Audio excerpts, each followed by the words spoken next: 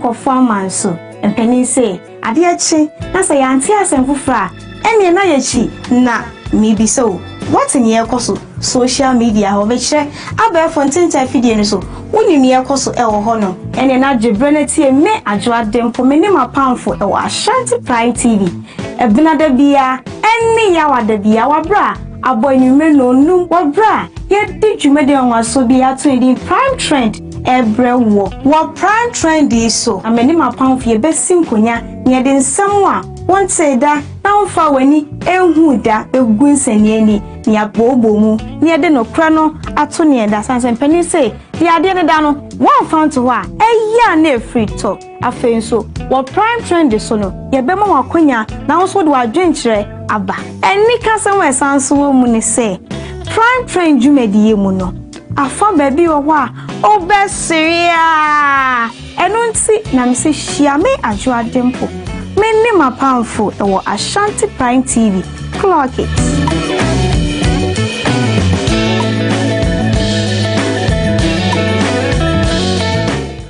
Odi Solomon Opokuni.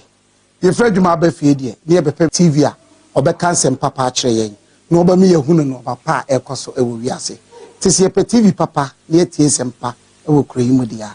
Ye fanto be wiase Ashanti Prime TV. Ewana mehwele de bia entizo Fao TV neto Ashanti Prime TV. Keep watching Ashanti Prime TV. We love you all. God bless you. Ashanti Prime TV. Aha and anokware ne wo. Ashanti Prime TV. Aha and anokware ne wo. Abusha me mawache ema wakwaba eba Ashanti Prime TV. Dwumedi ayatu ni din anopatutu tu so. Abusha eye morning show dwumedi ayede brɛw. Aha ne yeka Ghana nsem, yeka amayosem, yeka school sem, yeka akwani ebedie ho nsem, yekomra hye bedwam, yeka akwantempon ho nsem so, yeka yaresabia ho nsem. Aha ne yeka Ghana ho nsem nyina. No krewom, dia no krenim, bebi antro ne da ye the evidence any fact ebe kama bom aya analysis ama wa obeti ase. Aha Ashanti Prime TV. Dwumedi ayato ne din anopatutu. Abusha me na me di dwumedi ho chia me, ye fra me Sam ba Ike. Jebre neti anopatututu abra aba no pa nonum ekosi se nondu ebebono morning show sonkwa Ghana ina etie anopatututu abushafo aha Ashanti Prime TV na wonim se ye ka se Ashanti Prime TV dia na che se aha na no kre no ewo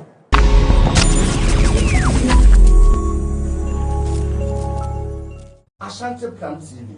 Soon small figure in the building. So Padrimunyansa. TV station we share football one man and one Ashanti Prime TV. Watch, don't sleep, don't be quiet, go and watch. You will feel good. I love you so much. Soon small of it, Ghana of it. Ashanti Prime TV. Aha and anokware ne wo. Edi nkomo ewo ya fiefiem. Nkwankwan ni ase. Ye dem ene empo yesukum. Saa nkomodi we ne ye de ba TV so. Na ya ba be di nkomo. To show way any direction bia eye nkomo na yedi eye asem ana ye ka ye ekoso e wa brabom e be kan politics kakra e be kan religion kakra e be kan entertainment kakra any dia aka nyina e wose ye se wo ye ntuni se wo talent bia ye be fro na ye tumi ene wadi nkomo ne so e dia ka ho dwumadie ye a me bo ho da ru a kirewe eye the pot show a social discussion ya babehwe nia ya tackle societal problems challenges nipa ewo masitinem. What show is a public discussion space for social challenges, a platform that gives voices to everyone. I mean everyone, right? Na yendi ni din komo na sa session bi a matino din wachiku ho no eho bebusa won sama wani na so say bebusa eho ana be expose eho ana be kire say wachiku ho enti kame ho na hwe me solo base na yendi jumedi.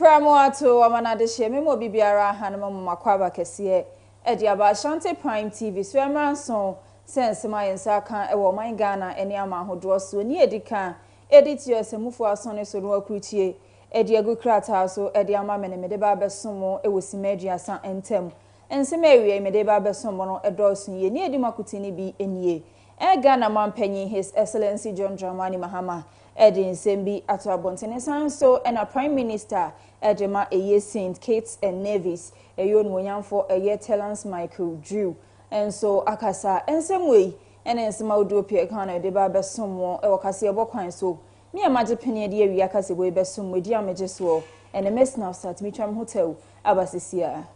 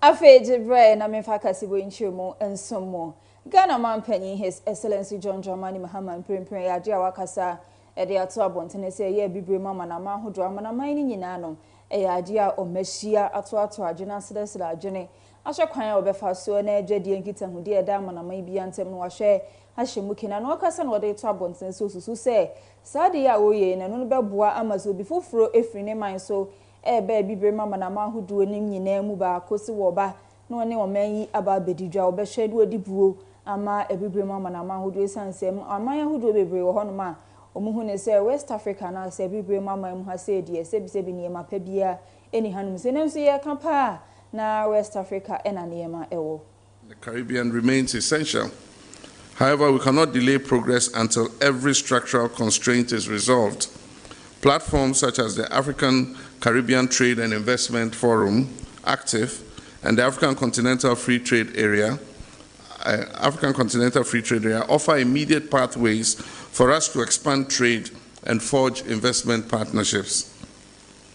Our ambition is clear: to position Ghana and St. Kitts and Nevis as model partners in South-South cooperation.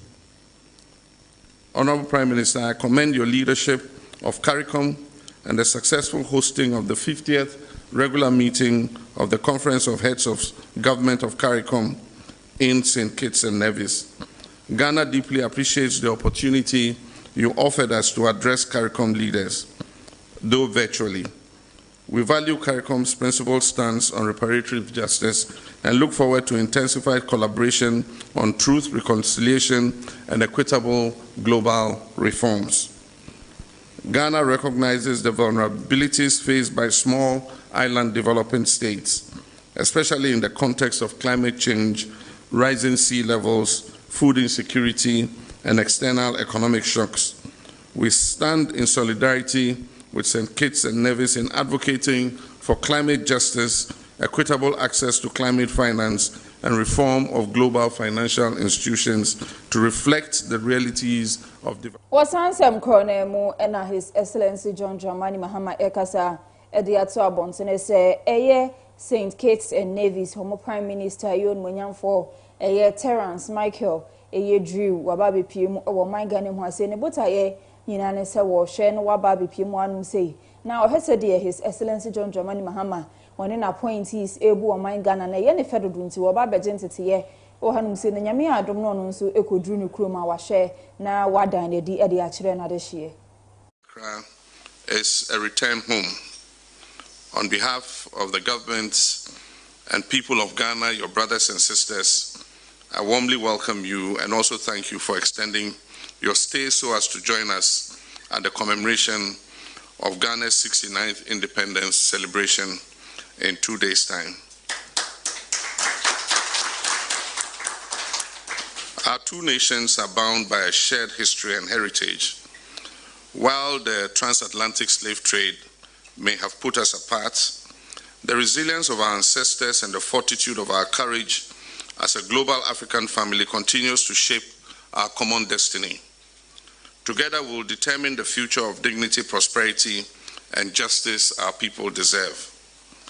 Today's discussion will focus on priority areas of mutual interest, including health cooperation, education cooperation, trade and investment, tourism, skills development, cultural exchange, and collaboration in multilateral fora.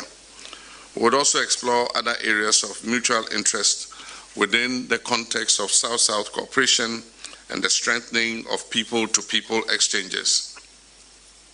Mr. Prime Minister, your visit, which has been arranged to coincide with Ghana's 69th independence anniversary, is particularly meaningful to us. Today, there are some who seek for more neo-colonial structures that have held back the growth and the aspirations of our people. Some are bold to speak of a new form of colonization of resources that will enable them to sustain a Western civilization that serves their kind. As Africans, we cannot be ignorant of the devices of those who seek to work against our interests, or who would want to put divisions in our midst as one global African family. We must be united, we must mobilize our common resolve, and we must develop our nations for the benefit of our own people. Under the Accra Reset Initiative, I've been leading such a charge to translate our sovereignty into execution, investment, and shared prosperity. The inspiration that our political independence gave to many of our people should now be transformed into an economic transformation that ensures that today and into the future, any black person anywhere is given his due regard.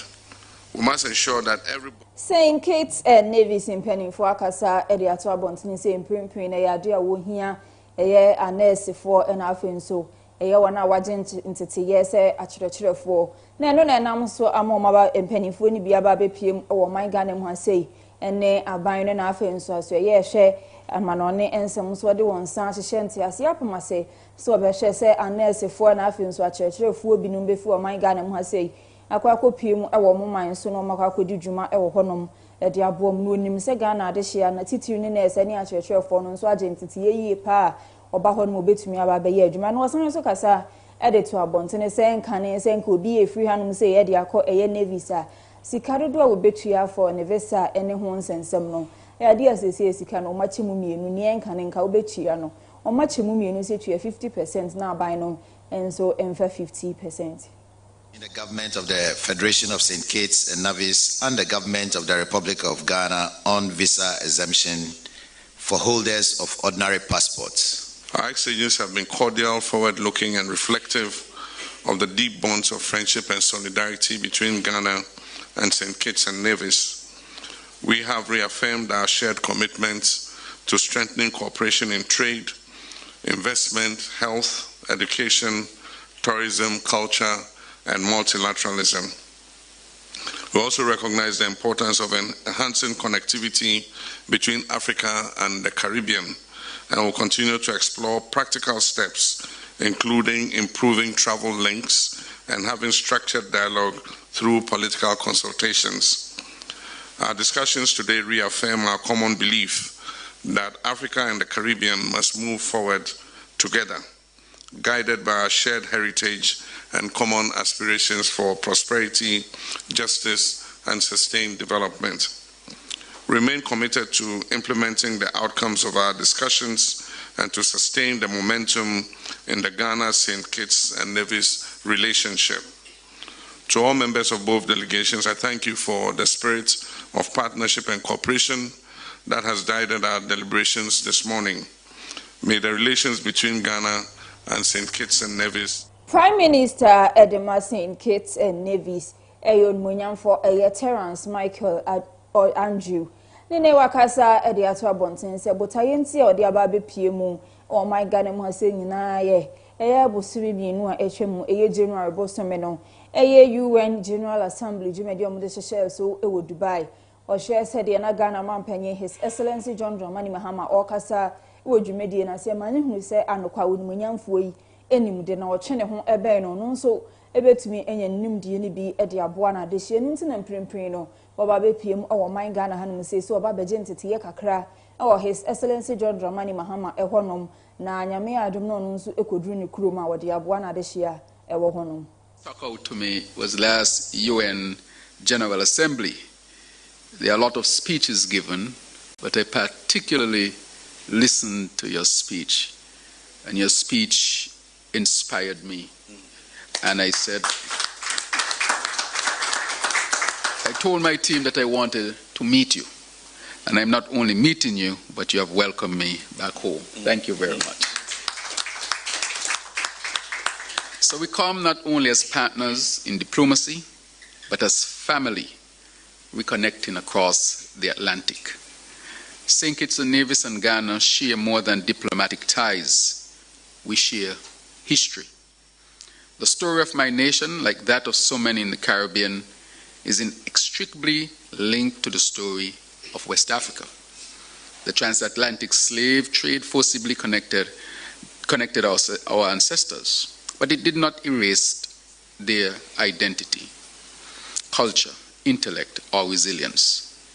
In our music, in our spirituality, our cuisine, and our communal traditions, the spirit of Africa lives on in St. Kitts and Nevis and the Caribbean. Ghana's own journey from the Gold Coast to independence under, may God forever bless his soul, Kwame Nkrumah, resonates deeply with our own path to sovereignty. We are nations, island nations, with strong voices. We understand the meaning of self-determination, and we appreciate the power of togetherness in shaping our destiny. Today, our relationship is not confined to the pages of history. It is active, growing, and forward-looking.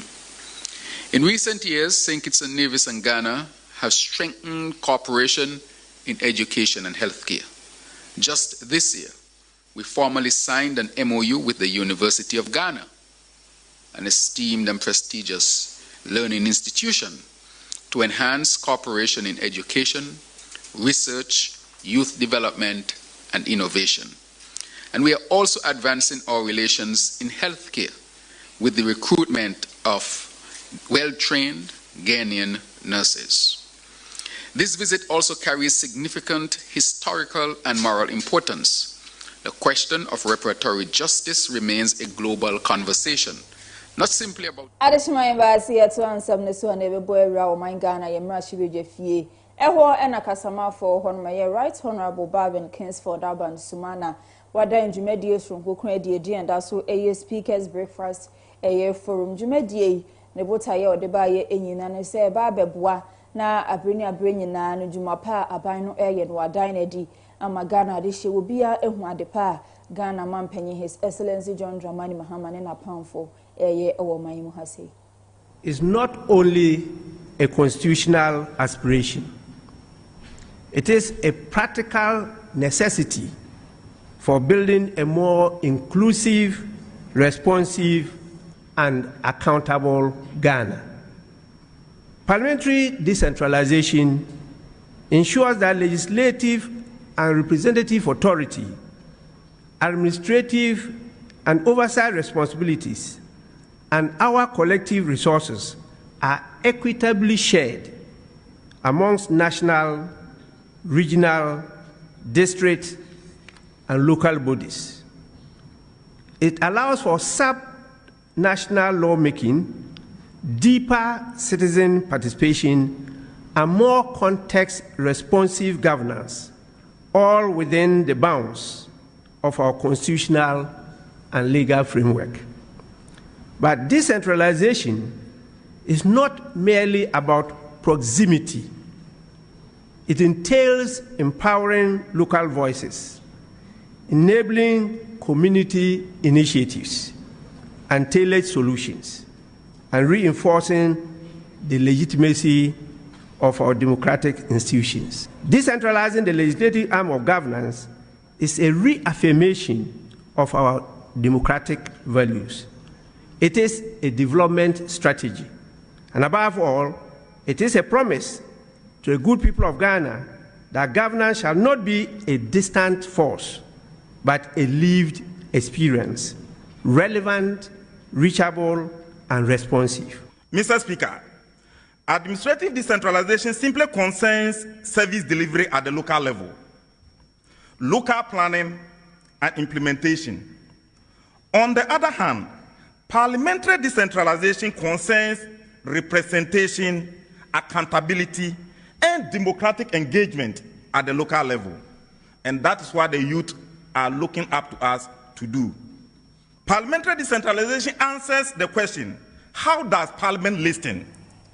How does Adeshima ba yeto akase na so na Abrante Alfred Abebi Okumi waka eye mabunu na wote won hu asi won se won odi obedi eye MPP amanyoko no achi na omai Ghana mu ase de obepie medin adodo na adinim no ene adenta kumi ne won nso akasa ede ato abontene se eye abatu party bi ade de ehihye so no se awogina se eye National Youth Organizer ede ama MPP amanyoko no nto obesere se emrene so na ade hye ato ede ama no san so kasa ede hye eye Dr. Alhaji Muhammadu Bawumia ebo se wo bebo ne homodi bia se ya afi 2028 amampanyina abato ayede be hye so no obehye se wona ewo hu kwan se woto aba ewo man Ghana mu ase no Dr. Alhaji Muhammadu Bawumia ebenya mu 54%. As I aspire to run for the position of the National Youth Organizer of the New Patriotic Party, I pledge my all to work hand in hand with every young person in this great party and with every young person in this great nation to transform every region into the stronghold of the New Patriotic Party. My mission is simple: restoring the hope and opportunities for young people in Ghana. We will move from talk to action. First, we will start with building a National Youth Secretariat focused on three things: youth policy, youth research, and opportunities that we have to map for the youth. We will also ensure our regional and constituency youth organizers are properly equipped and mobile. I believe that every regional youth organizer must have a vehicle. We are going to work hard with our businessmen to get at least a car or a motorcycle so that you can comfortably work and move all over your constituency. We, the youth of Ghana, we, the youth of MPP, we are not just campaign participants. We want to be government partners. We will partner Dr. Mahmoud Bawumia to get 54%. And we are also asking him that the same way we are partnering with him in campaign, he also partner with us in government. So when Dr. Bawumia... Ghana Petroleum Authority impending for Adan Jumedi and also any petroleum hub.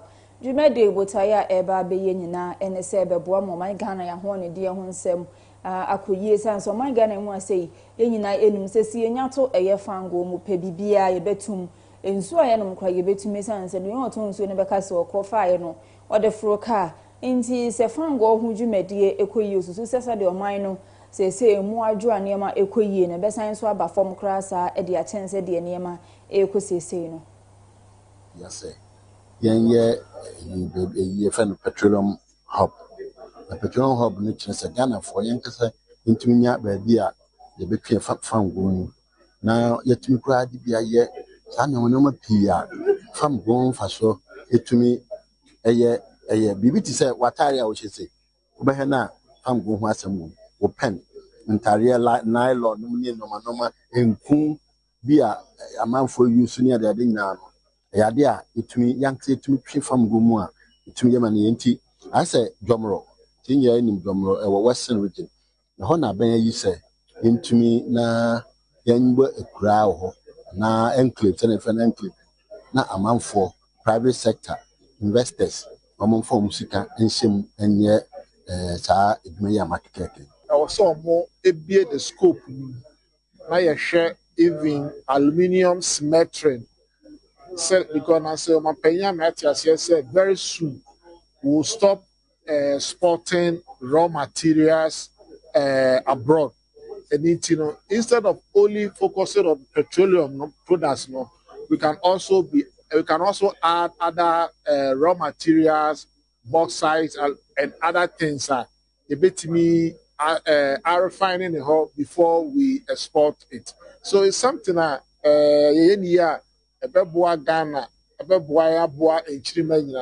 Say you to oyi mu na bibia bo koso aduane kwa ye die kwa na akoso fi se ye de faka nti hu hia pa se be den ye be hwe secret hu asem enu ta petroleum ho dwumedi very important pa nti ena omo ne eye nsemtrofo ene NGO fo ko ani abansi ehia no ye busebusa omo question be bro so a kire ma dwene eye very good step na ye koso to adwen sa eno ena ebemba yenya World Engineering Day 2026 eyade ewiase nyina ahye ho fa endrada ema oman Ghana enso ehye ho fa bi na engineers o oman Ghana mwazeti won ho egu abontene so endrada wo ye kire ni nyina na wode nkyerechire dwumadie ehyehye so na dwumadie na se na engineers yi kasa ede ato abontene se obesre aban no se de nani ewo nursing teacher training na afenso yesu apon ahodo o oman Ghana mwase no obesre say engineering so aban na ma nani enko ho no fasika puduo enwrem mesan say engineering o man Ghana ye kwa ye be nipa bia wo sori anopa wo mfirifie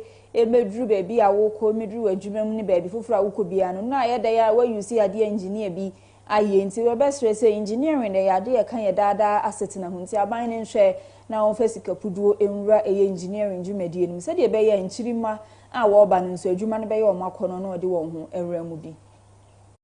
And who been here say a bino any or more almost a young woman.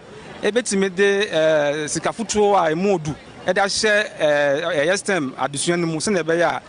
Don't wanna or more call school on Colano, bet me a year engineering, a bebois or mine because here in Colano school, I be a Jumano, and some Sians and Jumano money at then, or more bet me I be at a boy mine or mine so it's me acronym. There is Engineering Council Act 2011 at 819, supported by the legislative instruments LI 2410. I say obia onye regulated professional as an engineer no on to mean practice it. It is dwumedie ade engineering council in any abri won pa say enche ye on betu anamo akwadwuma mu bebre wo a wo fra ho say we engineer wo nye licensed engineer gentimi ma wo nye adwuma. What I say, why won't you licensed engineer won't me and practice going forward based on the provisions in the LI 2410. Ghana Institute of Engineering, Greater Accra, or Baby Branch 4, Greater Accra. They decided to say about Bontain, Nayama, Ama, your chairman for Adrian Engineering. So say, be a child who shall be engineering. Also, I am a panel bio pipe engineering. What's now Kamuko office engineering? Be a baby, basically, back hospital or whatever. Engineering shows up into near Persia Chinkro for Adrian Basso say. Engineers Sankasani, Buama, Yakahoma or mine tumpon into Yapedom, Kobia Pedom, Tiasia Pedom, into Nene Yababon, Tins and Pro4 and Cantra money idea says science and you physics, mathematics and you technology and you.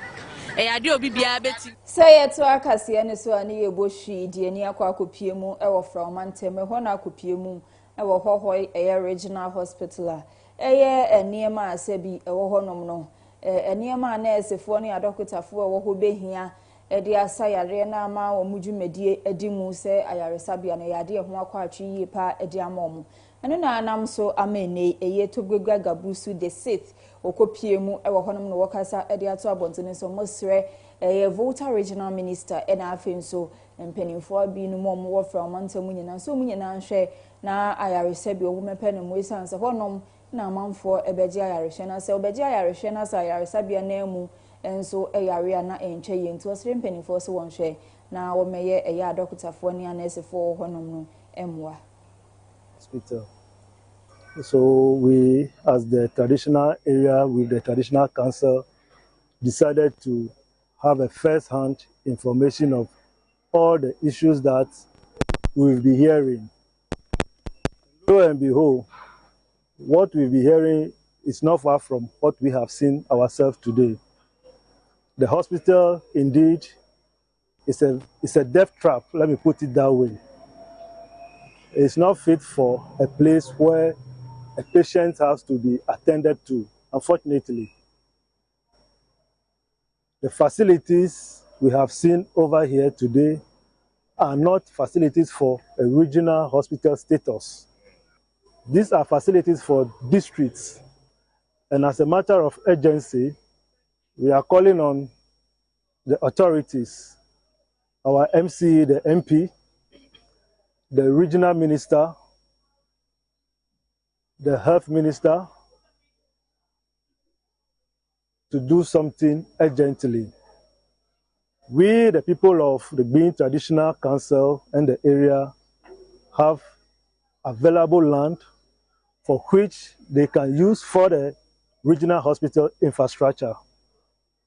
This infrastructure we have seen over here is nothing good to write home about when it comes to a regional hospital status. Unfortunately, I have to say this. As a matter of urgency, the government needs to come into our aid. Accommodation is non-existent. The OO building that were built with the hospital in 1952 for a small number of staff as a small hospital is the same structures that we are using. Some are in deplorable states. So you see a consultant surgeon occupying a 2-bedroom somewhere. You see specialists occupying a chamber, a hall complex. It doesn't.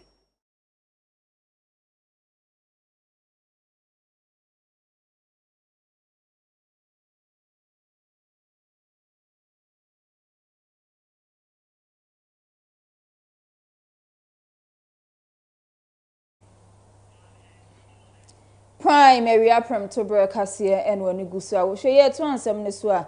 Near for my Ghana near Diani Achemu Ewama who was on some Yabesha here. Ewo Sumatra a fee chemu a year November Bosumene Beto Abontene. Say Ensuyuri Aman Homineso Ewa Honoma this year be brain padie.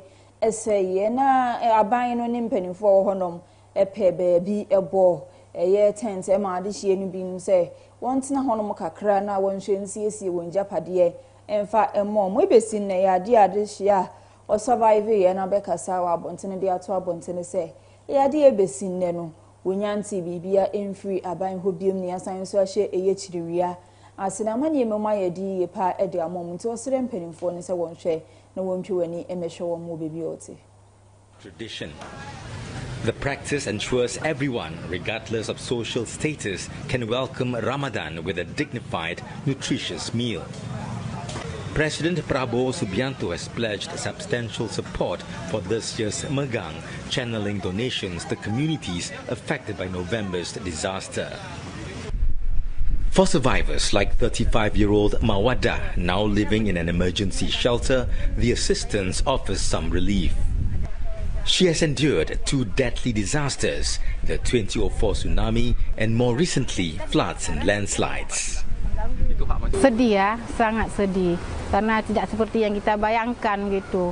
Pas bulan Ramadan di bawah tenda, kehujanan, kepanasan, kayak siang-siang sekarang kan panas. Kami harus pergi ke tempat ke pondok, di bawah-bawah pohon untuk berteduh karena di dalam kamp panas sekali. This emergency shelter in Kuala Changkoi village houses 104 families who lost their homes in last year's disaster. About a kilometer away, authorities are racing to complete permanent homes for the survivors. But many residents are reluctant to move. Kalau di rumah itu di lapangan, ayam nggak bisa kita pelihara, cabai nggak bisa kita tanam. Apalagi yang punya anak ada 3, ada 2, rumahnya gempel lagi. Bukan nggak mau orang ini rumah itu, mau. Tapi bukan di sana, di tempat dia masing-masing. In Gedumba village, a local volunteer group is building temporary homes for displaced families. Yang menggerakkan saya ke sini adalah ketika saya melihat teman-teman relawan yang ada di Indonesia. Daripada minggu pertama mereka boleh masuk ke lokasi dan sehingga hari ini bulan puasa mereka masih lagi bersama warga tanpa dibayar, berpanah bersama warga siang dan malam. Say yetwa amahodo sensem ne so ane be kwa kopie mu ewo Nigeria no kopie mu ewo Nigeria omuma mpanyini eyo numunyamfo Ahmed Bola Tinubu wama eyo numunyamfo Tunji Disu aso afena mu ehwa sesesia wono enenye police ahene ewo Nigeria ma eye Inspector General of Police. Olatunji Disu took the oath of office as Nigeria's new Inspector General of Police. The oath was administered by President Bola Tinubu in the presence of Vice President Kashim Shettima, cabinet members, and other senior government officials. The brief ceremony followed the reading of Disu's citation by the State House Director of Information and Public Relations. His confirmation comes days after the Nigerian Police Council unanimously endorsed his appointment. Mr. Disu now assumes leadership of the Nigerian police force at a time of heightened expectation for improved professionalism, stronger discipline, and renewed public trust in the institution. Shortly after his swearing in, the new police chief addressed key issues affecting policing in Nigeria, including the ongoing debate on state police. The committee was set up early this morning to look into the issue of state police from the angle of the Nigerian police. We don't want it to seem as if others are taking decision, and we, the most important. Kasiebo benye bi ewa be fontinten fidue so ahwe Facebook Ashanti Prime TV, YouTube Ashanti Prime TV na TikTok enso Ashanti Prime TV u share no comment wa like no wa share ede amaye ensema me de beso mmawie ewa Kasiebo kwan so na edos ye ni edi makotini bi enie Ghana mampanyi His Excellency John Dramani Mahama Edin Sembi eto abonte ne sanso na akopie mu o man Ghana emra hye bedwafie kasama for ho right Honorable Baben Kingsford Aban Sumana and so Ekasaye Prime Minister Edema St. Kitts and Nevis eyon munyamfo Terence Michael Drew and so Ekasaye in same way and then some Udropia Kanam de Besom was a prime area prim to break Kasia me am Japan ye becken area Kasiebo imamo so shiamra bontin damages so and a miss nafsat makra will be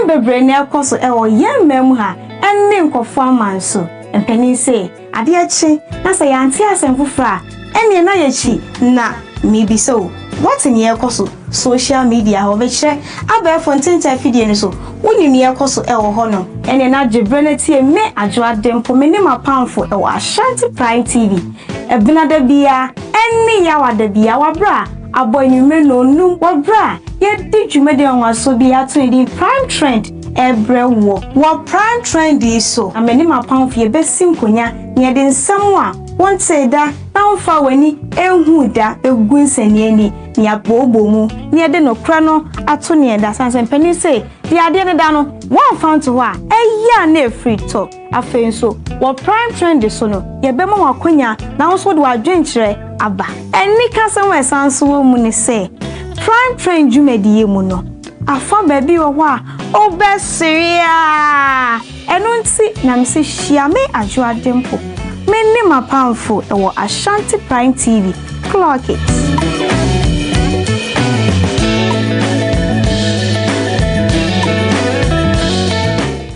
Odi Solomon Opokunye. Ye Fred Juma be fie die, ne be TV a obeka nsem papa akire yen. Na oba me yehunu no papa ekoso ewo wiase. Tisi ye pe TV papa ne tie sempa ewo kroyimu dia. Ye fanto be biase Ashanti Prime TV. Ewana me hwele de bia entizo Fau TV neto Ashanti Prime TV. Keep watching Ashanti Prime TV. We love you all. God bless you. Ashanti Prime TV. Aha and anokare ne wo. Ashanti Prime TV. Aha and anokare ne wo. Abusha me mawache ema wakwaba eba Ashanti Prime TV. Jumedia yatu ni din anopa tutu so. Abusha eye morning show jumedia ye de breo. Aha ne yeka Ghana nsem, yeka amayosem, yeka school sem, yeka akwani ebedie ho nsem, yekomra hye bedwam, yekwa akwantempo ho nsem so, yeka yaresabia ho nsem. Aha ne yeka Ghana ho nsem yina. No krewom, dia no krenim, bebi antro ne da ye the evidence any fact ebe kama bom aya analysis ama wa obeti ase.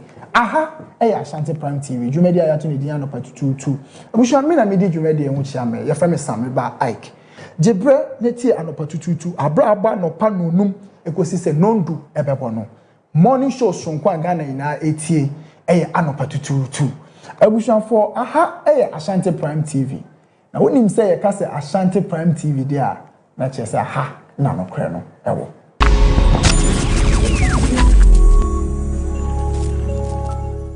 Ashanti Prime TV soon small figure in the building so padri munyansa TV station will share football on a man and one Ashanti Prime TV. Watch, don't sleep, don't be quiet, go and watch. You will feel good. I love you so much. Soon small of it, Ghana of it. Ashanti Prime TV. Aha, and anokare ne wo. You didn't come on over your fear film and conquer me as ye dem any empo yesukum. Sankomodi when ye deba TV so. Na yababe din komo. To show away any direction bia a young common na yedi a asem anayeka ye ekoso ewa abrabom ebeka politics kakra ebeka religion kakra ebeka entertainment kakra any dia akanyina e was ye so ye nyum tuni so what talent bia ye be from na ye to me any wedding komo near so e dia ka ho jumadi ye ami bo ho de ru akire we the Port Show a social discussion ya babehwe nia ya tackle societal problems challenges nipa ewo masitinem. What show is a public discussion space social challenges, a platform that gives voices to everyone. I mean everyone, right? Na yendi ani din komo na sasa shen bia Martin din wachiku ho no eho bebusa won sama wani na so say bebusa eho ana be expose eho ana be kire say wachigu ho enti kame ho na hwe me solo base na ndi jumadi we efia da bia 5 p.m. Ashanti Prime TV. Ashanti Prime TV. Aha na nakware no wo the Port Show me no mi enu nkomodi bidasi. Ashanti Prime TV. Aha and anokare ne wo. Asante your mind. Ne senti na Ashanti Prime TV. Edi jumedie on waso sonko bi eba so. Ni ato ni din say Spotlight Hub. any trending issue. Me wasonfo Genial Diamond and I'm did you medie ebe somo ejada bia ene wokuada bia 5 p.m. to 6 p.m. na jumedie shisha subutu. So ye up and coming musician, actor, actress, empo social media influencer. Don't hear any say obefa number na e chego screen nasino. Friend, nani endin sa wasway. No be yet dachi enstroma. Spotlight Hub Jumedie Yisudie. Still release interview. Na se eshemumpoa. Ubetu. Ashanti Prime TV. Aha. Ena ne kreno. Ewo.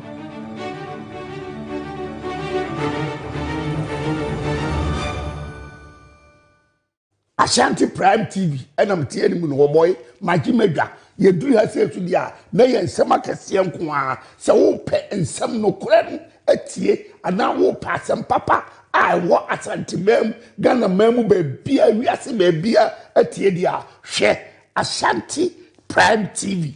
Ehona no kore no, ewo. Me see Ashanti Prime TV. So pese o tie news pa, ana wo pe bebia, asem wa ye ka no. Unko bisu obi na pe no kore wo mu a, hwe Ashanti Prime TV. No kore no, ahanko ana wo.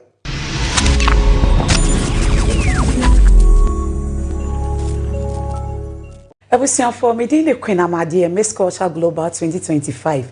Keep watching Ashanti Prime TV. Ashanti Prime TV there. Aha and anokre and all. Ashanti Prime TV. Aha and anokre and all. Action. Action media. Audition. Yeah, audition can see me. Our Action media. Series. Can see pa. Obi amfa no hunyim.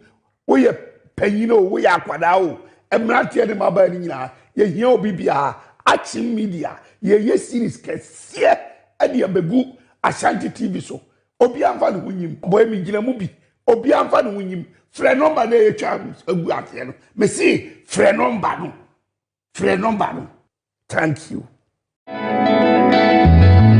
ensem bebre na ekoso e wo yemmem ha enne nkofo amanso mpani say ade achi na say yanti asem fufra ene na yachi na mibi so what in ye koso social media ho be kire aba fontinta video ni so woni ne ye koso e wo ho no ene na dwebre na tie me adwo adempo me ne mapamfo e wo Ashanti Prime TV e binada bia ene ya wada bia wabra aboy ni me no num wabra ye di dwumede nwaso bia to di Prime Trend ebre wo Prime Trend is so ameni mapamfo ye besim konya ne de nsam a won say da na mfa wani ehu da egu nsani ani ne abobo mu ne de no kra no ato ne da sansen pani say di ade ne da no won found to wa eya na free talk afen so wo Prime Trend so no ye be ma wakonya na so de wadwenkire aba eni kasem esanso mu ne say Prime Trend jumedie mu no afa baby wo a obesiria enu nti na mse hia me adwo adempo me ne mapamfo e wo Ashanti Prime TV clock it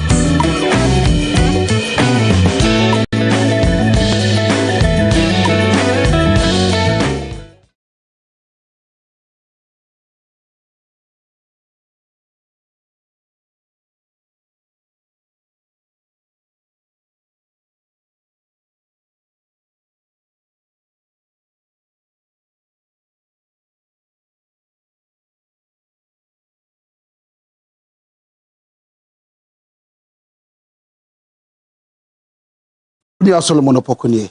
Ye Fred Juma be fie die, ne be TV a obeka nsem papa a kire yen. No ba me yehunu no papa ekoso ewo wiase. Tisi ye TV papa ne tie nsem pa ewo kroyimu dia. Ye fanto be wiase Ashanti Prime TV. E wa na me hwele de bia, it is for TV na to Ashanti Prime TV. Keep watching Ashanti Prime TV. We love you all. God bless you. Ashanti Prime TV. Aha and anokre and all.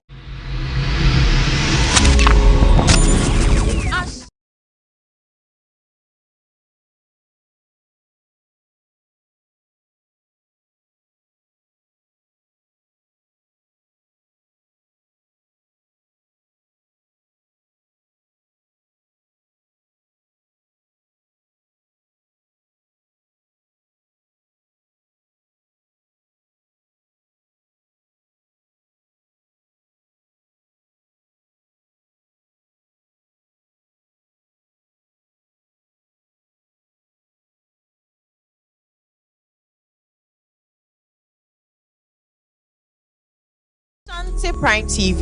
Aha and anokware ne wo. Abusha me mawache ema wakwa aba eba Ashanti Prime TV. Jumedi ayatu ni din anopa tutu so. Abusha eye morning show jumedi aye de brew. Aha ne yeka Ghana nsem, yeka amayosem, yeka school sem, yeka akwani ebedie ho nsem, yeka mrahye bedwam, yeka akwantempon ho nsem so.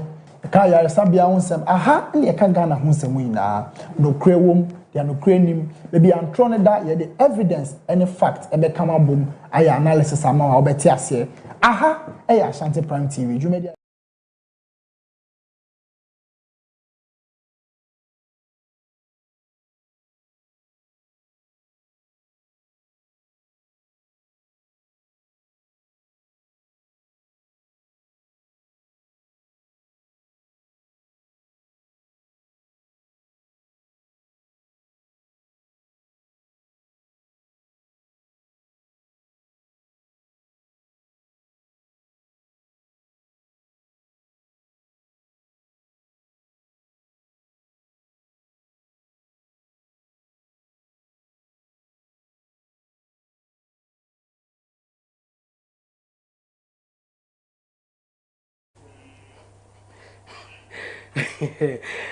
All right, hello, city once again. Yama Yasha for any phone in our special good afternoon.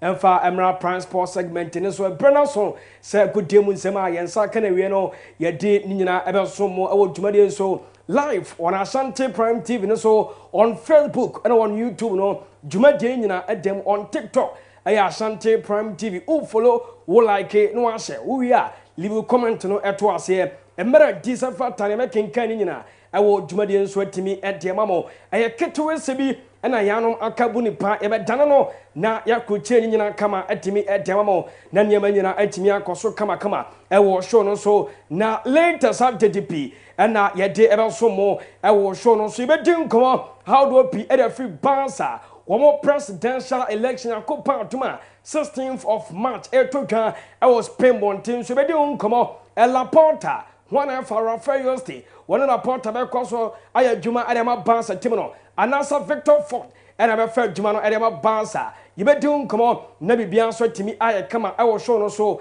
Kylian Mbappe Lotin, and it Jude Victor Kofi Bellingham. Woman Jidra situation on, I say any city, our Madrid team, and never don't come on, never be answered to me. I come out. You better remove our Manchester United after 7 o'clock and a day at the Michael Curry. And you're the first defeat after 7 games.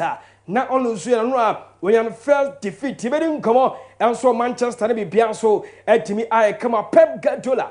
I didn't come on at a fast system as I say. The top 5 European leagues and on clubs out on Elbono. You better come on now. Be Bianso at me. I come up now. My friend to John Chelsea team no boy a good record. And I'm Chelsea team and why you better come on now. Be Bianso to my come up. Good news for Barca and as Sabrantani Dean at Robert Lewandowski and so Anya medical green light for Yakupa Duma one game of mobile our Spanish La Liga and Santa Denimo and Atletico Club Bilbao our summer Merceno you better home come up bueno and say NCT Efina Kache and Pami Bianso to me I come up you baby didn't come up our fear now if you 7 or say the city no you don't come on Pino at the Amamo.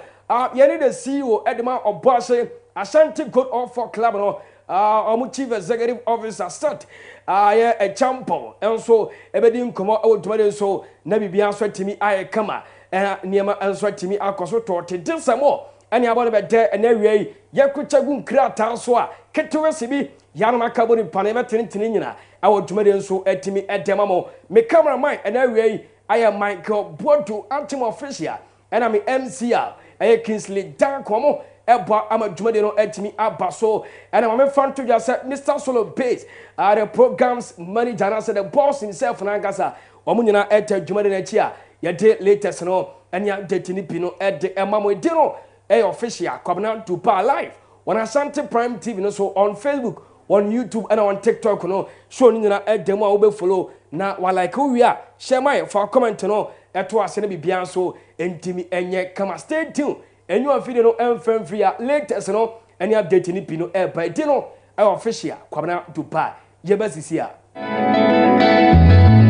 And some bebrene akoso e wo yem mem ha ɛne nkɔfo amanso mpanin sɛ adeɛ kye na sɛ yɛante asɛm foforɔ a ɛne na yɛkyi na mebisa o what in yɛ kɔ so social media ho bɛkyerɛ abɛɛfo ntenta fidie no so wonim yɛ kɔ so ɛwɔ hɔ no ɛne na gyebrɛ na tie me adwo adempo me ne mapamfo ɛwɔ Ashanti Prime TV ɛbina da bia ɛne yawa da bia wabra abɔ enyume no num wabra yɛdi dwumadi ɔnwaso bi ato edi Prime Trend ɛbrɛ wɔ Prime Trend yi so amene mapamfo yɛbɛsi nkonya ne yɛde nsɛm a wonte da na wonfa wani ehu da egu nsaniani ne abobo mu ne yɛde no kra no ato ne da sanse mpani se di ade ne da no wonfa nto hɔ a ɛyɛ na free talk afei nso wɔ Prime Trend so no yɛbɛma wakonya na wo so de wadwenkyerɛ aba ɛni kasɛm wɔ sanso wɔ mu ne se Prime Trend dwumadiye mu no afa baabi wɔ hɔ a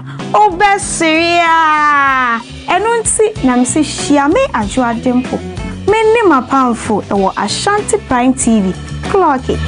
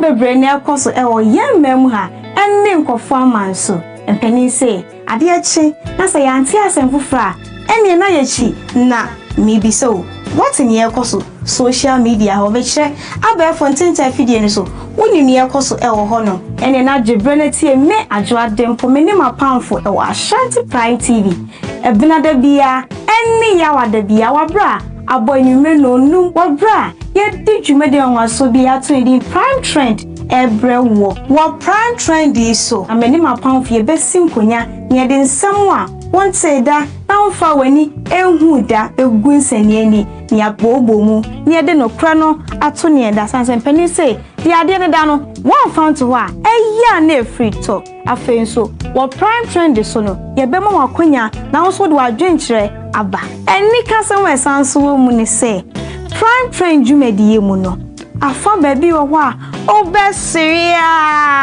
ɛno nti na mse enti alright ebrana so sɛ latest no ɛne update pi ɛpa awɔ dwumadiye so live on Facebook no ɛyɛ Ashanti Prime TV live on YouTube no ɛyɛ Ashanti Prime TV latest ni nyina ɛpa on TikTok ɛno so ɛntɛm Ashanti Prime TV who follow who like na wase we are leave comment no efa to ase mere disafata no ye be kenkani nyina awo show no so entimi amana bibia so entimi aye kama awo show no so di no ayo official kwabana Dubai atadwe me so mentimi ante dente na yem starting yem fan sabno emfa emra wo show no so na yem mfumpa mame nkopiem awo timane din at the Atletico Club Bilbao, and no Amo second league encounter. Our Spanish Copa del Rey at the 30 minute at the Real Sociedad. Now, my found to jam after the game, and now in Central for interview of Anthony team at the Inaki Williams, one of the captain at the Mantimani team at the Atletico Club Bilbao. Now, bonus found to jam, and will be BNTS, someone. After some Omulusu first league, Ebelusu second league, our Spanish Copa del Rey, our no game, Obe Piemo, our dressing room, one of my.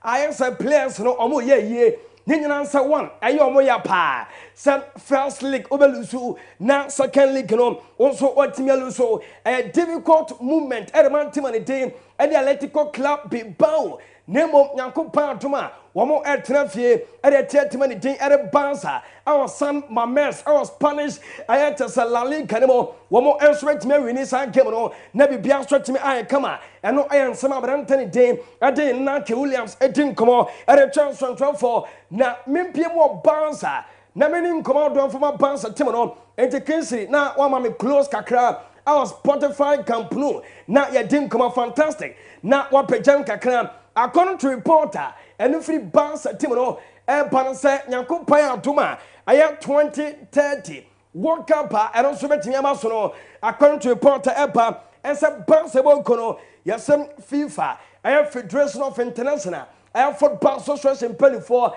I have called Inspector Bansa, almost Spotify Camp as to say one, to me, I am very good placed for Yanko Paduma 2030. I want Capanabes Abaswa, yet I want someone else, Mamma Dumarenso, and no a latest reporter. If we pass a book, one more Akache Airban, yet I want someone, and Timamo Shono so. Now, after some Bansa, and now defeat our Spanish Air Copa de Renimo. One more next matches, our calendar so at the one more for 2026, 2027 Premier League, our Spain La Liga Nimono.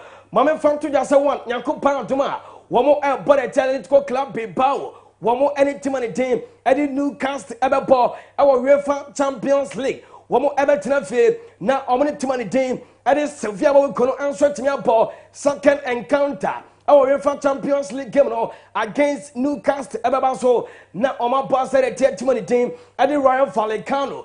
In the next 5 matches, I am bounce at Timono, and now yet there was some other demo. I was shown also a story if bounce at Timono, also a bar and area, yet the latest singer at the Mamo. Now on your screen, I have 2 candidates. One more at Dasso, and no I have a panic at a Juan Laporta. One more I have bounce a president. Say one anchor as re-elected president, and I'm a bounce at Timono, and now on this page, and I say. One this one, I have a panic day, and so at the end, just one Laponta, and I have a panic day at the you first university. Now, my found to John, someone according to reporter, I say, Yanko Paya Duma, these 2 candidates, Joan Laporta and Victor Font, one more, and the 2 president, Basa Timono, one more, Ebetimia to Amoswaba for the next 2026, 2027, one more maybe the bounce anymore. Never be so at me. I come on. Yet they want someone at the Amamo Jordan. So now, my friend to Jan signatures are a coyer at this air candidate. One more generous president at my bounce at Timono. My friend to Jan set upon a day at the one Laporta signature almost to air set one or deserves a ton of swamper. One more signing quam. My friend to Jan said no, I ran 2,000. 337 I cut off and Muchaguye Nemo Laportan Qua and so etime retire around say 8,170 signatures in Qua and when I Adama Bansa Timono 81 and Penifora say one more Omudimo now Omutimi to a bank Adama Bansa Timono one more also interest one Laporta Ebony Tim anymore and ya am a sweat me across with Kama Adama Bansa Timono and a Victor Font and ya 5,144 at my bus at Timono, my friend to say Max Sierra, and 2,845. Papani day also added for a Joanna, also around 2,337, also on until a porter. I have February to win Yanko Paduma, Lesia, and also a Basso on 16th of March.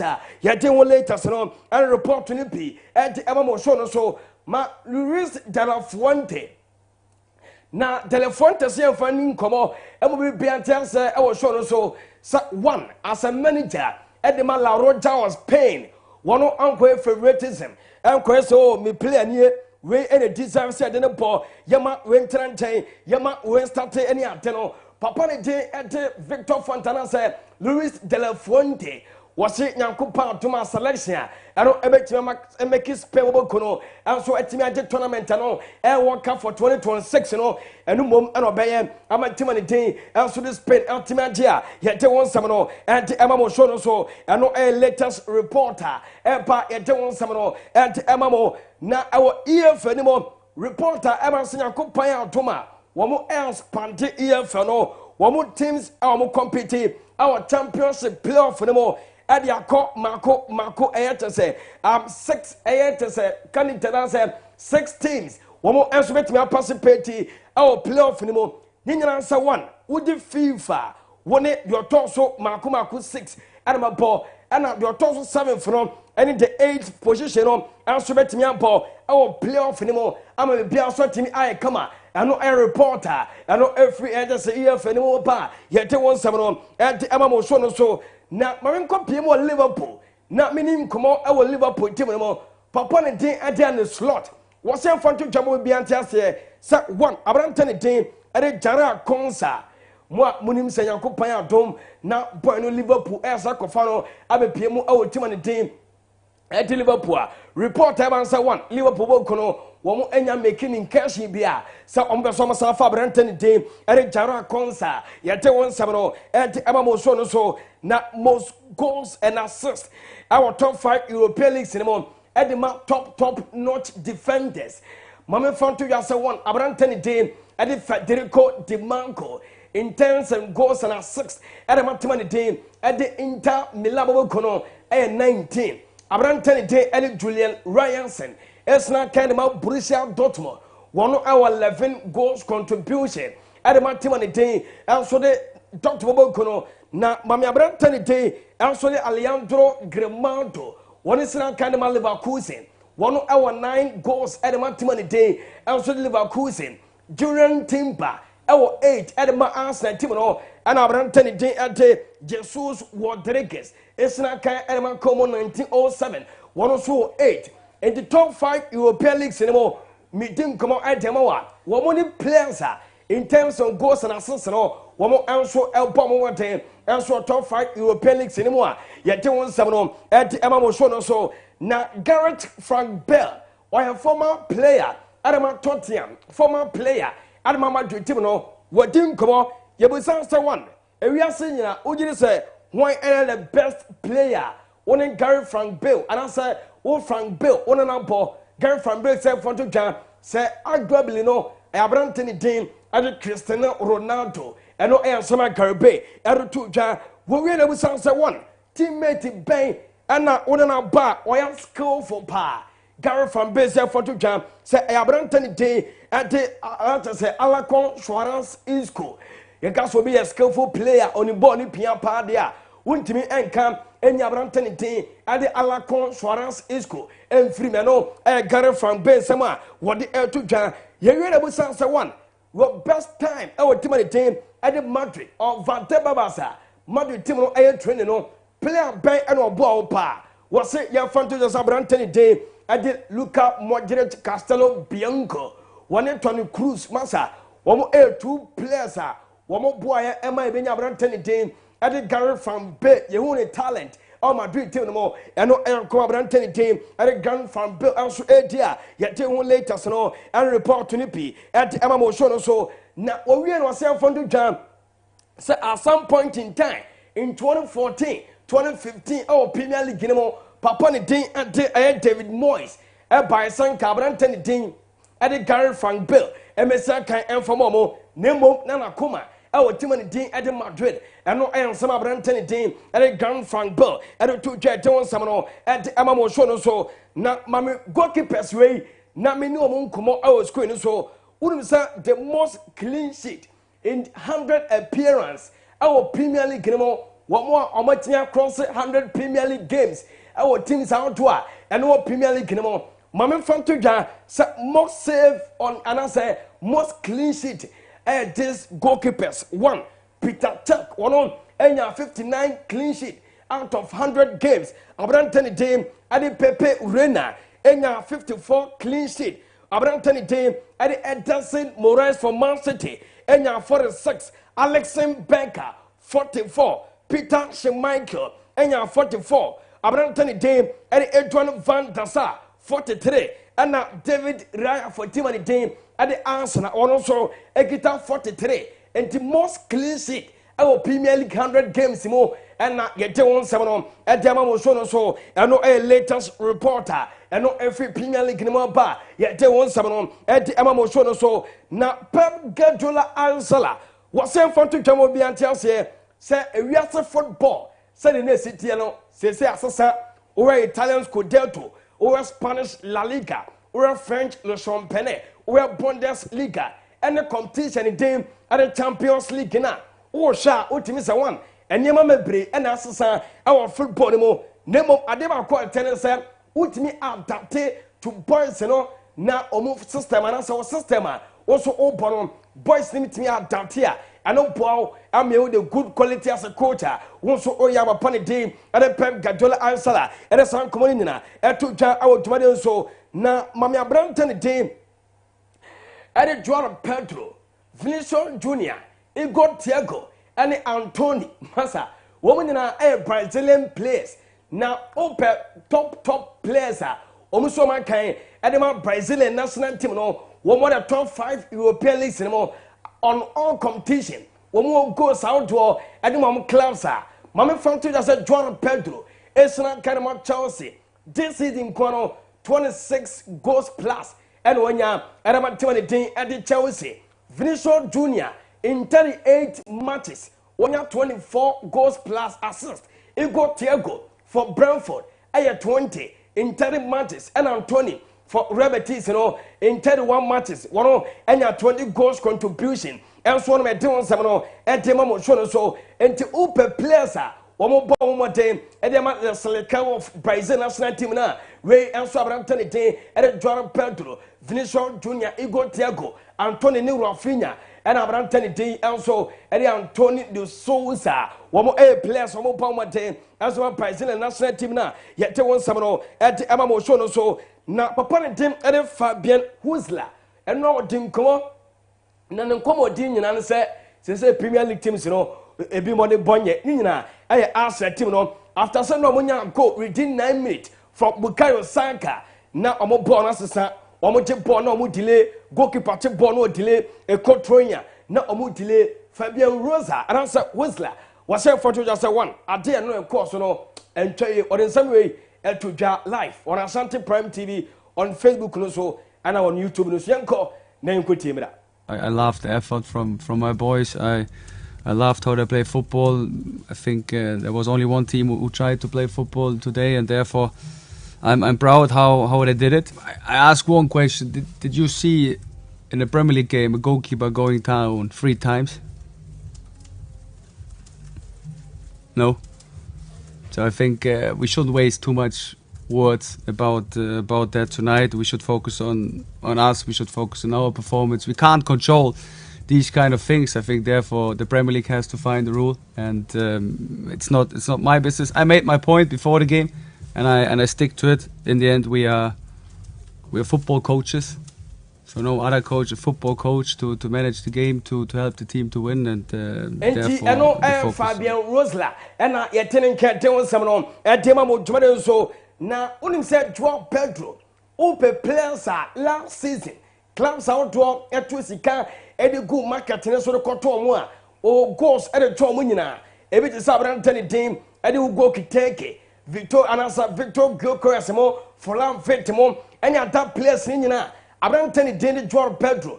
Our goals involvement at the time 19 for Joao Pedro, Hugo Kiteke, 15 for Liverpool, and Victor Gilcores, number 10, and answer 10 goals at a match day the Arsenal. Into what ultimate chance to work on Omo invested wa Brantani team and a Joao Pedro no and also to me and Panfaso and a match house team na yet 1-7 and Demamo Dumon so na Kefran Turam a player at a match team at Juventus team no according to report about Satimani day at the Manchester United Man City mo woman show interest our Kefran Turamu sa omunya bono mo pe report about Satimani day at the Inter Milan said Juventus team no womo rate about 10-15 million euros into a team na ope Kefran Turama na also akotua 15 million euros and so timi na my point na enkomodie also chance ekoso and our clubs outdoor ye latest no any update ni pi at emamo na we ayabrantani team ete aya young diamante or a player at my RB Leipzig or Bundesliga no na my front to your report ba and say Liverpool team no yes o ma make strong in Kelsen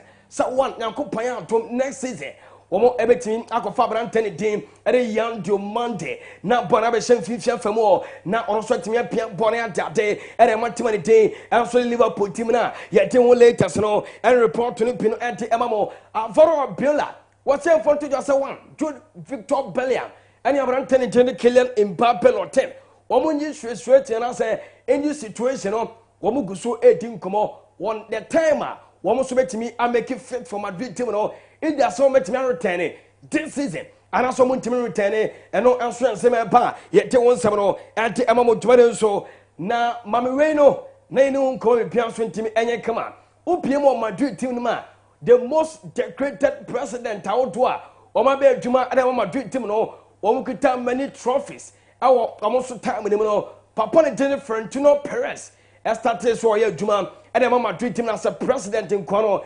okita 37 trophies at Madrid team no papa ni din Santiago Bernabeu and ni din era Santiago na ba so no wono edge 31 trophies at my team ni din at Madrid mama front to twa se papa ni din at Ramon Mendoza wono also enya makoma ko 13 at my papa ni din and so Luis Oreza one enya 10 trophies and Carlos Padros one enya 8 trophies and Madrid team no and the most decorated president and Madrid team no ever no who tells a Florentino Perez or Payano or Bertuma Bruta 37 trophies and my opponent team and Florentino Perez no and no I dare Swenia yet one seven at the Emma Shono so na miuramo ka fakacha kakra na enin komo for say message sin European din komo according to report man say this ayet say referee omo dance queen so no womo alcohol for training ni na say yanko pad ma FIFA World Cup and no air boss no your African referees womo participate ewom na report man say momo ayet say timer I was almost with me adwuma and so womo clubs akacha na say womo maimu ama be bia so timi kama na before say omo betimi akọ officiating and ma match bia no also one omukohu empanifo omoso da the referee committee ano ansa no take a decision and so na do onsem no at emamo show no so ha ila on duman yera studio na omo play no etu and so akopie mo ewo gigali for nyakopa duma omo CAF Champions League omo bo ewo bekani and so on ma yete onsem no at emamo tumane so yen get back to Europe report about Sabrantani Dean and Antoine Griezmann boy no attain for Nyankopan Tuma, almost Spanish Copa the Rey final ball and a Real Sociedad. And so and then move to Orlando Pirates and I say Timothy team and so at the Orlando no one of sweating me say one obey Orlando City and I saw in Timinko and no air reporter bar yet one seven at the Emma Mushono so good news for Barca and Sir Robert Lewandowski boy no I training with the team for Nyankopan no come up against Atletico Club Bilbao. Bono and so wait me call up and so me one samano at the MMO show so Bayern air Borussia Borussia Mönchengladbach our Simon Strasser and the boys no I training to Michael Lisemo na we Abrantani team and Joshua Kemechimo we Abrantani team and so at the Edward Erikemo Dioto Pamecano Nicola Jackson Munina omunya fit for Nyankopan ma game air bass at the one samano at the MMO Jumedan so Rafia one of the 10-15 atry them and I'm Ben Munchen and the Borussia Mönchengladbach no Robert Skroda one of the 10-15 atry them at the man fanun me no and so me dey one seven at the Emamo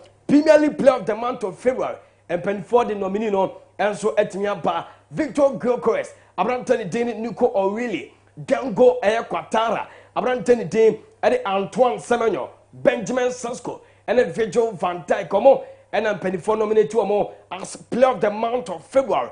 Horme Tion Samano at the Amamo Shono so Bansa Timono, one more team B captain. The team answer the Avaro Cortes, Cotton de Hans Tata Fleck, and some of Bueno, call up saying a coupon to my game against Atletico Club Bilbao no, obey me, I will say kind, and sweat to me at the Bansa Timono, Nabi Bianso at me, I come. And no good news if we pass a Timino by the latest and report to Nipino at the Mamo Ewo shown. So 30 minutes past 1 in the studio of Ashanti Prime TV, live from Prime Sports segment in the yet the latest and ABC. Not your channel, Bape, you could dim come up. Our man of Sonami Bianso at me, I come stay tuned and you're feeding and fan free. Yabasisia.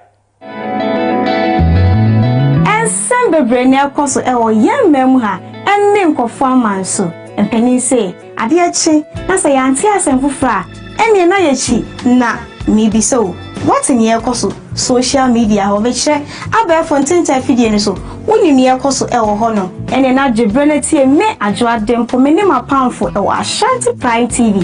A Benada Bia, any yawa de Bia wa bra, a boy you may know no what bra, yet did you medium was so be at the Prime Trend. Every what Prime Trend is so. I mean, my pound for your best simple near than someone. One say that now for when he who that a goons and yenny near Bobo near the no crano at Tony and that and Penny say the idea dano one found to one a year near free talk. I feel so. What Prime Trend is so no, your bema quenya now so do I drink abba. And Nika somewhere sounds so money say Prime Trend you made the muno.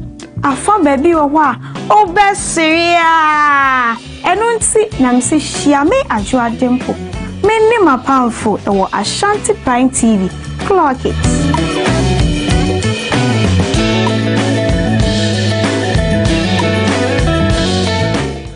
Uni Solomon Pokuni. Your friend you might be feeding near Bepe TV or Becansem Papa Trey.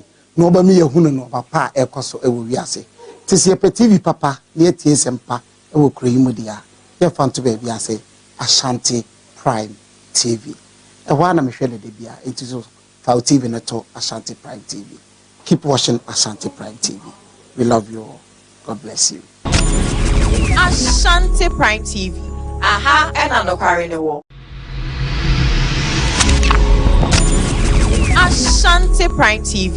Aha and anokware ne wo. Abusha me mawache ema wakwaba eba Ashanti Prime TV. Jumedia ya tu ni din anopa tutu so. Abusha eye morning show jumedia ye de breo. Aha ne yeka Ghana nsem, yeka amayosem, yeka school sem, yeka akwani ebedie ho nsem, yeka mrahye bedwam, yeka akwantempon ho nsem so. Yeka yaresabia ho nsem. Aha ne yeka Ghana ho nsem nyina. No krewom, ya no krenim, baby antro ne da ye the evidence any fact ebe kama bom aya analysis ama wa obeti ase. Aha, Ashanti Prime TV. Jumedia ya tu ni diano pa tutu. Abusha me na me di Jumedia hu chia me. Ye fa me Sam ba Ike. Jebre neti anopa tutu. Abra aba no pa nonum ekosi se nondu ebebo no. Morning show sonkwa Ghana ina etie anopa tutu. Abusha for aha Ashanti Prime TV. Na wonim say ye ka se Ashanti Prime TV dia na che se aha na no kre no ewo.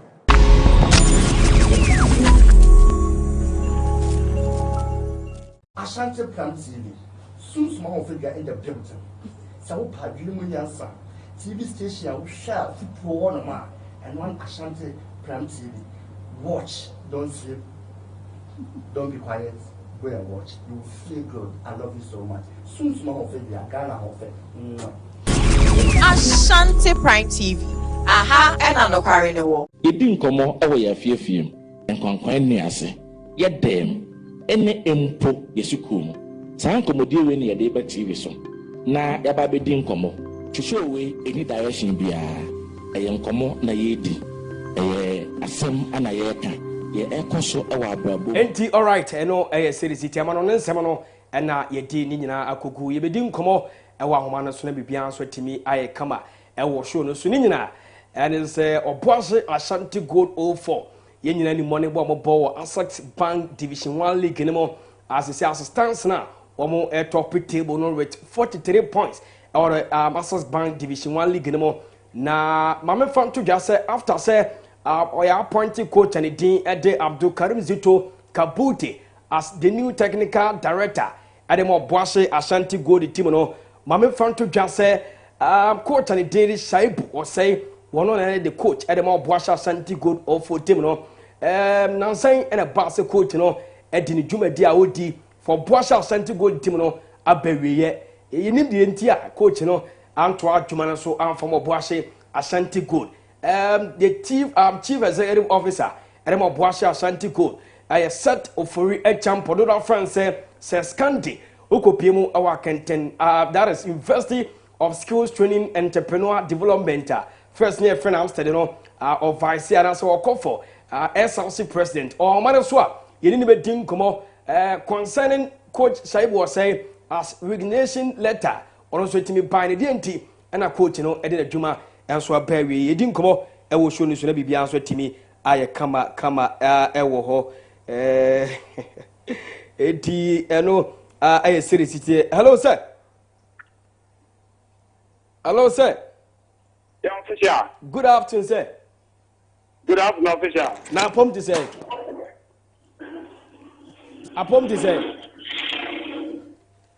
hello sir apom to say Papa na do me ho ya pa na unse o nyanko pa do me ho den pa yɛda nyame ase my radio friend wa ene bone nyina sɛ mu coach ani din ere hyɛ wo sɛ as a former coach ene mo Boise Ashanti Gold team no na miɛnsanie na nwie ene ba se coach no a resign one ba wo bɔ ene mo Boise Ashanti Gold senka o metimi qualify remu our the Ghana Premier League for 2026-2027 no wantimi ene mo ankowie as chief executive officer ene mo Boise Ashanti Gold team no Emede and a buyer ma coach Shaibo say de ne dwumadi a wodi no ebewie boyu tofa na ye ne atiefo nyina ehu de enti a coach Shaibo say ntimi anto aso anfa mo Boase Ashanti Gold na ewie kwabra me da se ma me na wase opportunity area ma me na mfa nkransem so anaze ma fishia pansem mfam free Ashanti Gold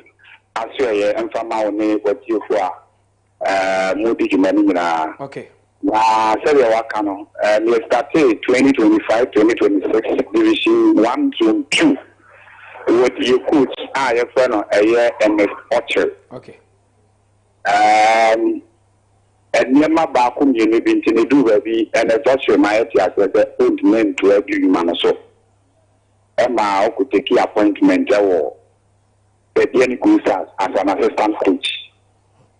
Then the third top cap coach, Kamara Dini, our former Ashby player. And you go so now, wouldn't the football near Bono, Emra, and Shishan's room. So when your coach, and it comes with some requirements. And the combine is there, you have to 2 years, and Yane or say Shaibu Al Hassa. Or no former coach of Hong United.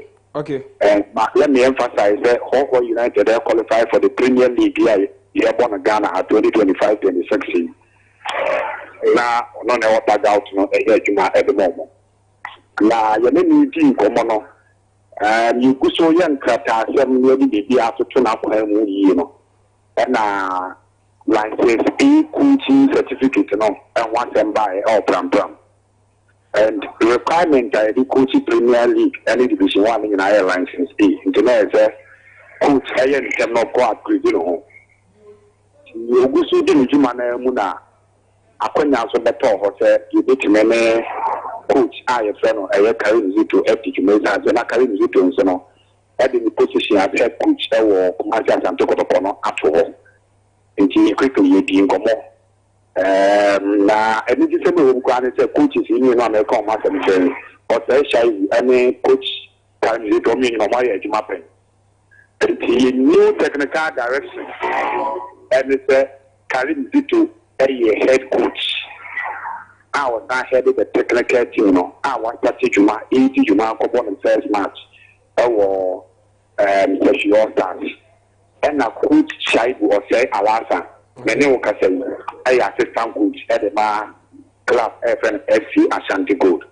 Now, and me are crano coach Shaibu at a so post now, yeah, Juma. Coach Ejumana to her and now resigning here. news to me from any production away. But we need to catch on there. Coach Shaibu or there Alasa, assistant coach, FC Ashanti Gold. On far, Krata, Emma Benifo, and on country, and Sunchen Benifo, Edmano, put me with you. It was assistant coach, FC Ashanti Gold. Now, sir, which remember for now, as the main manager, Edemo Boasha Ashanti Gold team, and you know, and a Jumano for now, but assistant rather. The main head coach, any head of the technical team, coach Karim Vito, formerly of Kumasi Asante Kotoko and Dreams FC. Okay. Coach Al Hassan Osei Shaibu, assistant coach. Oh, okay. Now, say Coach Abdul Karim Zito Kabute ba no one have far the coaching road the more Boasha Ashanti Good.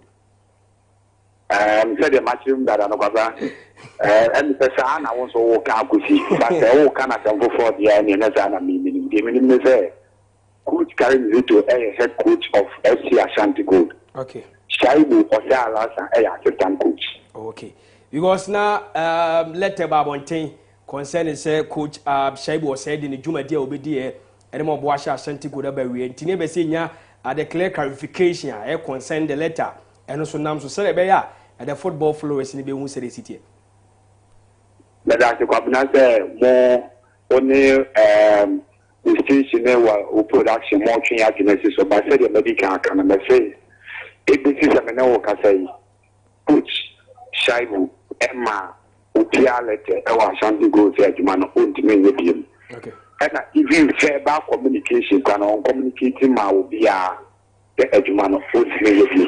Okay. If the young Ashanti Gold, he say Coach Shaibu Alasa, assistant coach, carry me to a head coach. Okay. As it stands now, or the Access Bank Division 1 League, you know, Muna Motope, I think said the last time me checking 43 points. With March 24, our Access Bank Division 1 League in the month.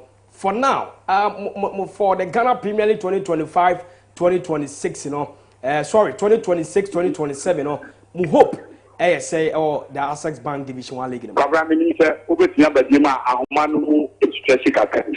Okay, per my checks, you know, the last time I checked the Access Bank Division 1 League, you know, now Obuasha Ashanti Gold near tope with 43 maximum points table no so Yami Aduma 2026-2027 Ghana Premier League, you know, my destination and as I'm qualify. Now for now, our camp sign up boys, you know, hope ACTA.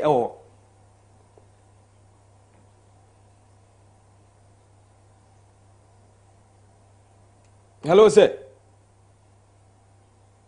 Hello, sir. Oh, okay. Said Tienka, yes, and Ebedin Como, was shown the 20 set of for a champon, says County, and another at the friend of the media space, Ukopiemo, our investor of skills, training, entrepreneur development, or no echo, say, Senano, our Manasona, in Indian Comibia, Suntimi, and yet Kama, I was shown so. Hello, sir. Oh, okay. Nani say the Access Bank Division 1 League, you know, the last time I check or table no suna more topic, the Access Bank Division 1 League, you know, you say mark of far quality players, baby, and Abesha squad anymore. Going forward, we hope NSM will qualify for 2026-2027 Ghana Premier League, you know. Sign and Inforia, our camp ACT after say more topic the Ghana Premier League, sorry, the Access Bank Division 1 League, you know, for now. Program that said the no, you bought Ghana Division 1, 3 zones in Malaysia, champions from this zone and about Premier League, and you zone 2. Okay. If you want a concentration, and I'm a neo Kasiebo, FC Ashanti Gold, 80 kinds of the Abacano. You want a 3-point lead between young and second player. Okay. Yes, practicing, you know, and she said, and to meet me at Candia, Georgia, qualifying for the Premier League and to the Premier League, the target and even number 1 on the list. It's your second season in Division 1 in year. Your first season, your ball with the same zone. You read first round near about 30. Second round, near that six. And near that we say a group of your league now experience any tried and tested players. Now model they run a club a youth model moving up players na also resale value that will market so your boy we are near basis now they ba ko na clear say you lucky experience you really league, you know. Okay. Yes, I say this particular season, what is your second season? After 7 round of games, that phenomenon started showing itself again. You need the experience to get into the target now. I said, quickly after first round now, and yes, packet team that experience players. I mean, what I say is what it be. Yes. Agadas. Richard Agadas, formerly of Kumasi Ashanti Kotoko. Now, call Ali Bengazi or Yakache.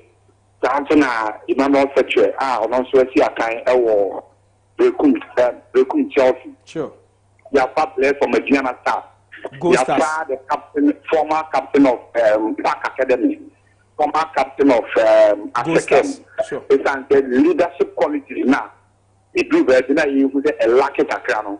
We saw leadership in these players here, maybe for Modini. Okay. It's a people of the team, and Yamawa, say you're done, kind of, and Yamawa wants to say, I'm a two super good and share as well. And we do season, now zone 2, I would be one, now champions of zone 2 are a bit more wine. I'm a better premier, and next thing, no, playing body, to have good Saibua. What qualify club IFNO of what entered the Premier League match your assistant and have Karim Zita. The last time a Ghanaian club we won Africa Interclub competition, it drew semi-final now on the table bench so Edmund Dreams FC. Our configurations gap for them I tell you say and you playing body non quantity and the experience happen my technical team also the experience happen sir, and many material for any matter for Yabedasi or Umra Unyama or Jumadisu. Commandasi, Lemum, and yes, me, and I said, but me no figures on my phone crack. Okay. At your ma, regional minister, you and Frank Amakone. The honorable Michelle. Okay. Now, let's say, a sense of far, or for the boom, for Francois or the chair. I said, yeah, honorable free market. Now, development fee, and the phone and crack. Training and development fee, I say, honorable, it's me at the top of no. And there's kind of my class or Femina, or the video, what they make a test of the amount you will be at work. Yes, I made you first. Honorable, never mean after a minute. And you say, I've got a majority who goes to the so far, the offer the boom. So far, so out the what for Dubai, boom, now the natural. Boom. It is another to the money. Yati, you have it here. Dubai, but that's another show. I have it as a hello. I set Ofori a champion, says Scanty, and I don't want a friend of Kopimo or Boise, Ashanti Good or Forces Bank, a Division 1 League, Zone 2 anymore. Or more and pay the Access Bank Division 1 League Zone 2 with 43 maximum points and Abuswan Dwarfs a torso and in super fidelity a torso miensa so it tells you it's a want or more making sure say the Ghana Premier League for 2026-2027 or bet me I'm a good coming after say so many years or more into me and my omo betimi abara bibia anso timi aye kama ne kodi nkomo ewo dwumadi nso nteno aye sede esitie ewo eho no ma dilators no ene update ni pi ede emamo na Kingsley Boame na yenyi efisem no kakra emfemfa bibia so ntimi enye kama ewo show no so na mame fanto dwa se ewo fisem ni mu no crop ye Kumasi Asante Kodoko tini there is an exclusive exclusive notes and you're making one say the Enkansu the new board of directors now and Menshia deleted by say they say no women in Penifua or my point for now as the new Asante Kotoko Board of Directors. Mr. James Osei as chairman, and Mr. Kasiebo Osei Ofori as vice chairman, and Mr. Kofi Amwa Aban as board member.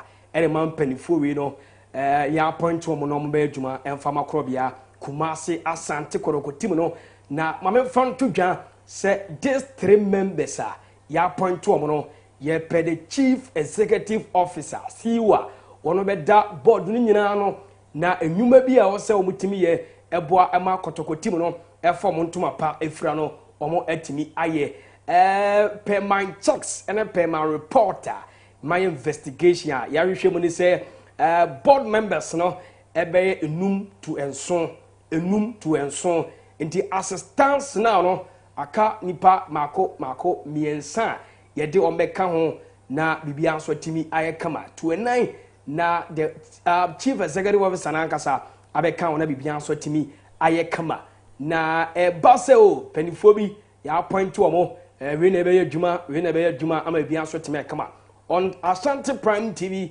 live on Prime Sports segment and so mame fan to dwa Mr. James Osei Brown, Mr. Kasiebo Osei Ofori, Mr. Kofi Amwa Aban.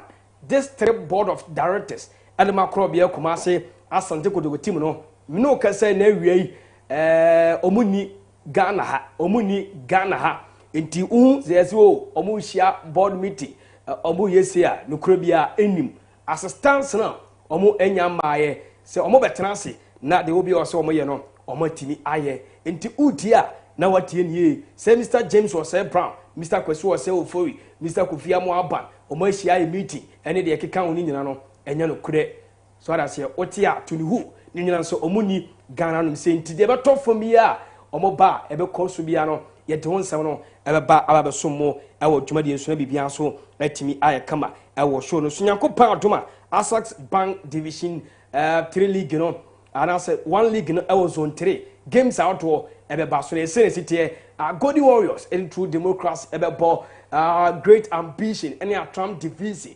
Interlights any Port City Golden Cake any Accra Lions ebe ball on Sunday Great Olympics any Wafa ebe ball Hakila FC any Nagod ebe ball Home Stars any Sympathy Stars ebe puma ball Okwe United any FC Nania ebe ball our Asax Bank Division 1 League ewo zone 3 mo na bibia so atimi aye kama mame fan to dwan say ewo zone 1B no WC Warriors ebe ball Adiotia Temachi Techiman Liberty Youth na Legon Cities any DBB United abo Doma United any Mighty Royals KSC Academy any Bekum Arsenal any by Yantam so na bibia so atimi aye kama ewo zone 2 say any city ho to Kingsley Mameno na ye ni hu nkomo Kimfensa ebe ball Adiotia New Adubiase Rose Park any Elimina Sharks ebe ball Sky FC any Surrey All Stars in Super Fidelity womo to so ted no womo ni Police National ebe ball Soccer Intellectuals any Buswan Dwarfs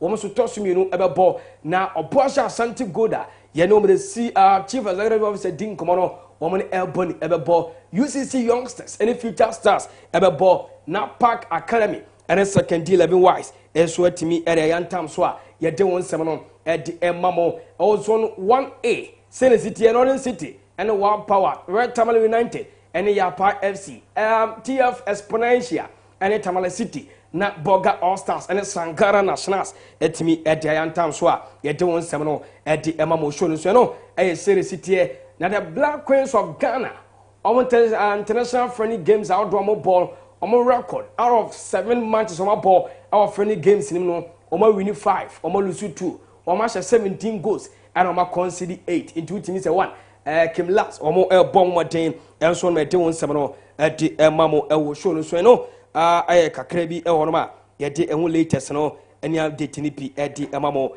I will fisem tefi 7 no an se me makwa ma ye dey no so etimi SC na bibia so timi aye kama ye dey latest no report ni pi no edi mamo ewo show no so na me hwe Facebook no so na message kakra wono ma ye din komo etimi edi afra bibia so etimi aye kama Samuel Amche on Facebook no so good work you know same message odi ba a student of Kentana Piaminka University onum ena same ewo na Kingsley quickly mame fa wenin tumuma na yenyino enfro nyankopon ya adoma Ashanti festival no baso Ashanti festival no baso memenda ya na dwumadi na ankasa no start na bibia so timi aye kama wo show no so na ye no de din koma wo pi wo show no so say the ongoing Ashanti Regional Youth Under 17 District Soccer Competition no ya ba ama communities out no etimi afrim ama ya benya 16 communities omo participate ewom ewremu the one of 16 games ero ebetimi ato dwanemo na enura ena mpanifo ede fixtures no ba yes communities way ana qualify ewremu our one of 16 for games outdoor eno ebetimi abaso no na mamehwe na minyimfro na bia so TV je kama ewo dwumadi so na ewo honum Tinsley wo honum araka watimi ede no atoso ewo screen so atimi ede amame ewo ho mame fama ewo arbi na bibia so ntimi koso ewo show no so sei na esitie ewo honum na bibia so timi ai kama games yankopon adoma mementa ya etodwa no Kingsley Maforde ede amount fatos mame na bibia so ntimi enye kama enti sei na sitie Asante Achem Central March 1 mo womabo eretia ofurukrom na bibia so timi ai kama March 2 aya so Mampo na Asante Achem South ebebo Adanse South ebebo eretia Kwabre South na Kwabre North eno oboase etimi abo entiyankopa doma Saturday March ebaso anase Manchester outdoor ebaso no ene ede ehonsem no ade amamo Sunday it could be Saturday no yebetimi abo on Sunday so yebetimi abo because knockout phase and aye boy share wa na woko na bibia so timi aye koma Kwabre East ene atwuma wa bi eja north ene adua sechere dumase ebebo sechere from place ene amanse west na atwuma kwanwoma ene sechere komawu enso atimi abo March 8 no na bibia so timi aye kama 43 district 8 zones 1 champion no yaso no so a Amarabeka 16 communities yankopon adoma memenda ebay yebebo games no